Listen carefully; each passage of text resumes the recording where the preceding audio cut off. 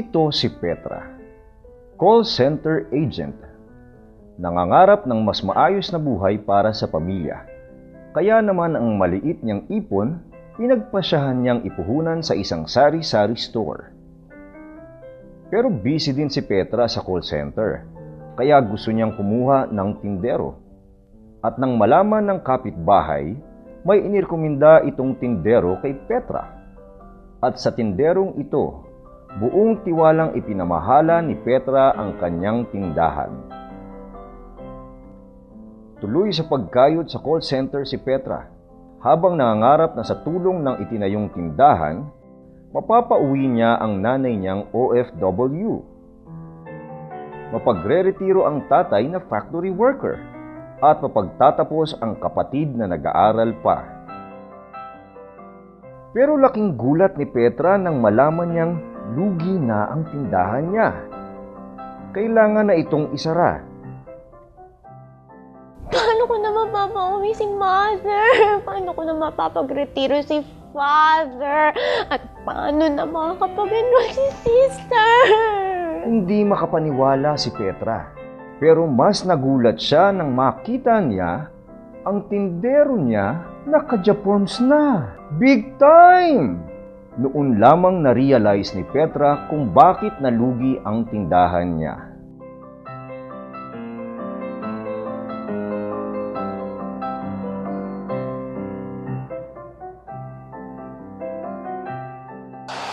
Dapat pumili siya ng taong sincero, tapat. Si Petra, kumuha siya ng taong mapapagkatiwalaan. Honest dahil kailangan pag nagsukli, tama yung sukli o kaya yung pag-account sa kung ano yung kinita nung araw. Kailangan masinop din kasi kung hindi siya masinop, hindi niya maayos na malilista yung mga nabibenta. Kagaya ni Petra na ipinagkatiwala ang pera ng kanyang pamilya sa tindero, ang buwis na ibinabayad natin ay perang ipinagkakatiwala natin sa ating pamahalaan para maging bahagi ng kaban ng bayan. Ang perang ito ay dapat ginagamit sa mga serbisyo at proyektong para rin sa mga mamamayan.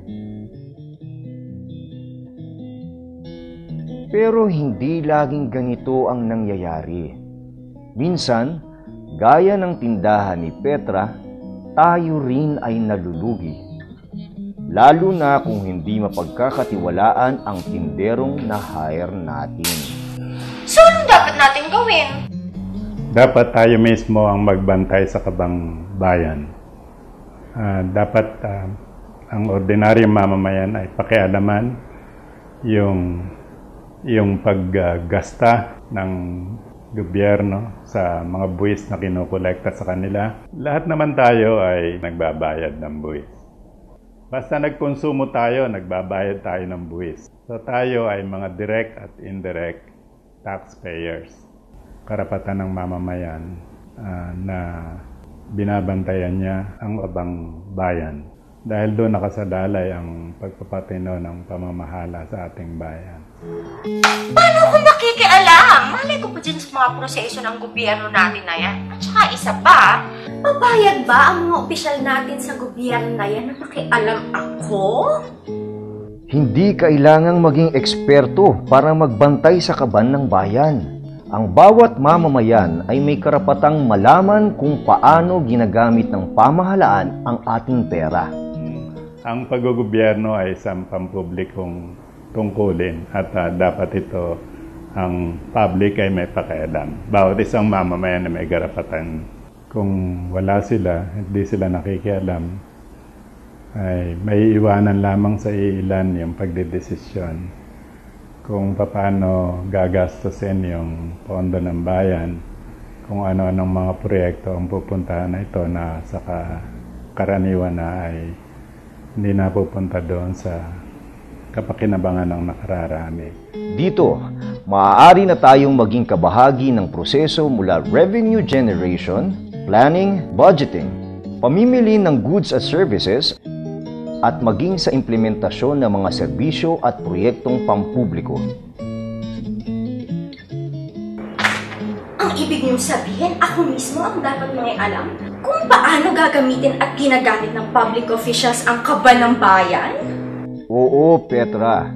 Dahil kung hindi tayo magiging mapagmatsyag, pare-pareho tayong malulugi. Lalo na kung hindi mapagkakatiwalaan ang na-hire nating tindero ng bayan. Ang punto rito, dapat maging partnership, hindi dapat combative ang relationship ng people's organizations at ng ating mga local executives. Kalimitan ang tingin ng mga local executives, mayors, governor, panggulo lang itong mga NGOs, NPOs na to, pampabagal ng proseso. Pero dapat hindi ganun. Dapat ang tingin ay sila ay magkatuwang. Of course, importante ang transparency and accountability, but more than that, dapat lapat sa lugar yung development programs na gagawin sa local areas. In which case, dapat development partners ang local government executives at ang ating mga people's organizations.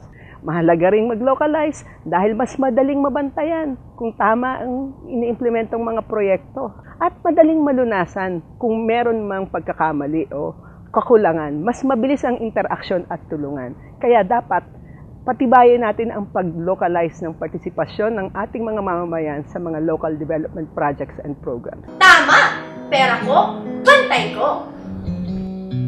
Kumonsulta sa Social Watch Philippines People's Public Finance Institute para sa ibang paraan kung paano palalaguin ang kaban ng bayan.